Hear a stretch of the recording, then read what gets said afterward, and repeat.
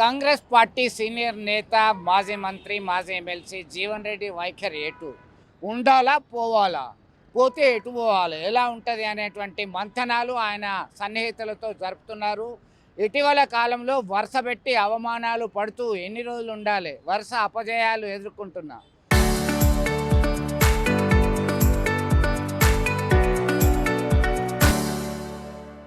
తన వాళ్ళని మున్సిపల్ ఎన్నికల్లో దాదాపు 17 మందిని గెలిపించడం జరిగింది. కౌన్సిలర్గా ఎంపిక కావడం జరిగింది. అయితే చైర్మన్గా మాత్రం స్థానిక BRS MLA doctor Sanjay Kumar చెప్పిన వాళ్ళకే అవకాశం దక్కింది. ఇది ఒక్కటే కాదు, తనకి తెలియకుండానే బీఆర్ఎస్ నుంచి గెలిచిన ఎమ్మెల్యేను తీసుకున్నారు పార్టీలోకి, అలాగే బీఆర్ఎస్ కార్యకర్తలు తీసుకున్నారు.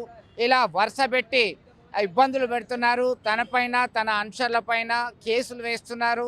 గతంలో బీఆర్ఎస్ ప్రభుత్వం ఉన్నప్పుడు ఇబ్బంది పడ్డాము. తాజాగా కాంగ్రెస్ పార్టీ అధికారంలోకి వచ్చింది. ఇప్పుడు ఇబ్బందులు ఎదుర్కోవాలి.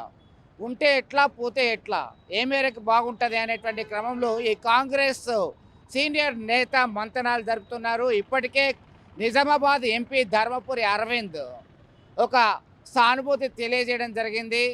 తను ఇబ్బంది పడుతున్నారు కాంగ్రెస్ పార్టీలో, మరి మా పార్టీలోకి వస్తే పర్వాలేదు అనేటువంటి కోణంలో ఇండికేషన్ ఇచ్చారు.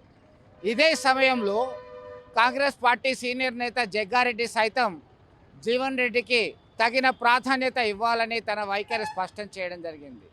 మహేష్ కుమార్ గౌడ్ టీపీసీసీ రాష్ట్ర అధ్యక్షుడు సైతం జీవన్ రెడ్డి మా ఆస్తి, కాంగ్రెస్ పార్టీకి ఆస్తి, ఆయన సేవలు ఎంతో ముఖ్యమైనవి అని ఆయన శ్లాఘించారు.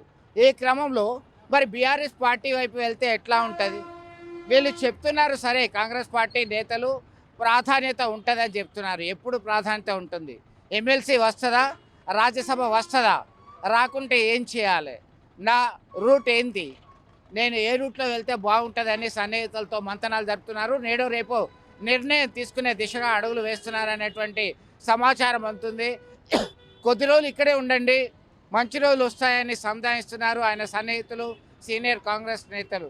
మొత్తం మీద బీఆర్ఎస్ పార్టీ వైపు వెళ్తే ఎలా ఉండబోతుంది? రాజకీయంగా భవిష్యత్ బాగుంటుందా? రాబోయే కాలంలో రాజకీయ వ్యూహాలు ఎలా ఉండబోతాయి అనేటువంటి కోణంలో సర్వత్రా రాజకీయ వర్గాల్లో ఆసక్తికరమైన చర్చ జరుగుతుంది. విడుదల సుమంతుతో కలిసి చంద్రశేఖర్, RTV, కరీంనగర్. చరిత్ర సృష్టించినోడు ఇప్పుడు ఆ చరిత్రని తిరగరాయబోతున్నాడు. అబద్ధాల గోడల్ని బద్దలు కొట్టి నిజాలను రాగా మీ ముందుంచబోతున్నాడు. నిజమైన వార్తల కోసం వెంటనే డౌన్లోడ్ చేసుకోండి రా యాప్ని.